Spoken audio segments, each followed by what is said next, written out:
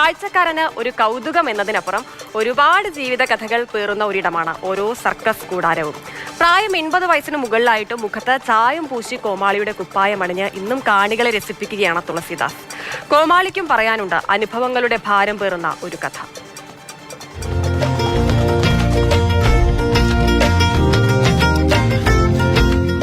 നിറപ്പകിട്ടാർന്ന തുണികൾ തുന്നിച്ചേർത്ത വലിയൊരു കൂടാരം.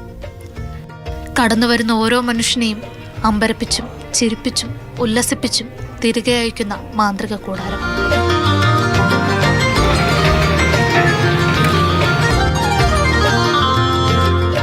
എനിക്ക് മുന്നിൽ നിൽക്കുന്ന മനുഷ്യൻ കഴിഞ്ഞ 60 വർഷത്തിലധികമായി ഈ കൂടാരത്തിന്റെ മിടിപ്പറിയുന്നവനാണ്.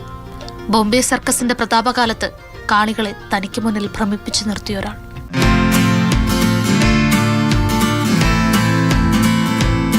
ആവേശം അയാളുടെ ഉയിരാണ്.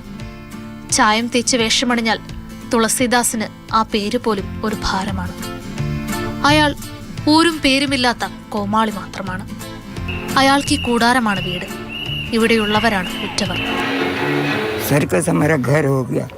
सर्कस का जो आदमी लोग है सब मेरा परिवार को माफिक लगता है. और सर्कस का मालिक तो हमारे माँ बाप ही हैं. उन लोग हमको सब कुछ देता, खर्चा पानी सब कुछ देता, खाना पीना सब देता. ആ മുഖത്ത് നിറഞ്ഞ ശരിയാണ്.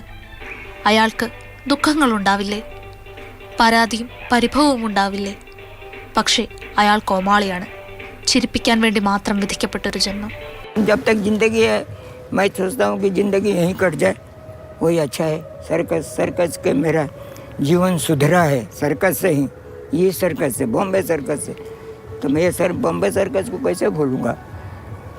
वही मैं सोचता हूँ मेरा ज़िंदगी सारा अभी तक कट रहा है. थोड़ा ज़िंदगी और बाकी है, बस अभी कट जाएगा हंसते खेलते.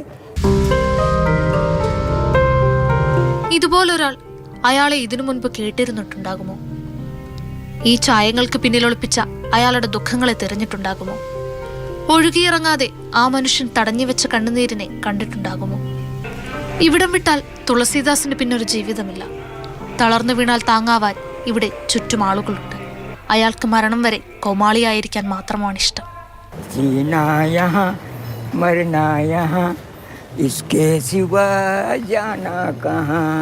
ഈ തോരാതെ പെയ്യുന്ന മഴ പോലെ എത്രയൊക്കെ ദുഃഖങ്ങൾ വന്നാലും ഇവരുടെയൊക്കെ മുഖം നമ്മുടെ മനസ്സിൽ ചിരിച്ചതാണ്.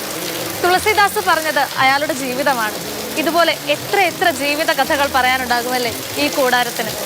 പ്രേംശശിക്കൊപ്പം ഇന്ദുലേഖ രേണു, മാതൃഭൂമി ന്യൂസ്. ഇന്ദു, നമ്മൾ ഈ സർക്കസ് കൂടാരം എന്ന് പറയുമ്പോൾ അല്ലെങ്കിൽ അത് കാണുമ്പോഴൊക്കെ നമ്മുടെ മനസ്സിലേക്ക് ആദ്യം വരുന്ന ഒരു സിനിമയാണ് ജോക്കർ സിനിമയും അതിലെ ഒരു ഡയലോഗും.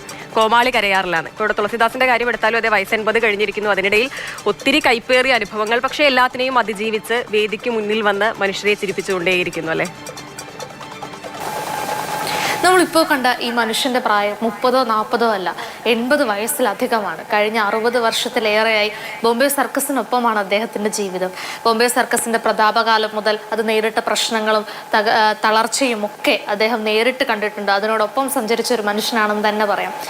അദ്ദേഹത്തെ നോക്കൂ, ആ ഒരു വേഷം അണിയുമ്പോൾ അല്ലെങ്കിൽ മുഖത്ത് ചായം പൂശി ആ തൊപ്പി അണിഞ്ഞ് വേദിയിലെത്തുമ്പോഴാണ് അദ്ദേഹം ഏറ്റവും ഉത്സാഹവാനായിട്ടുള്ളത്, അല്ലെങ്കിൽ ഏറ്റവും സന്തോഷിക്കുന്നത്.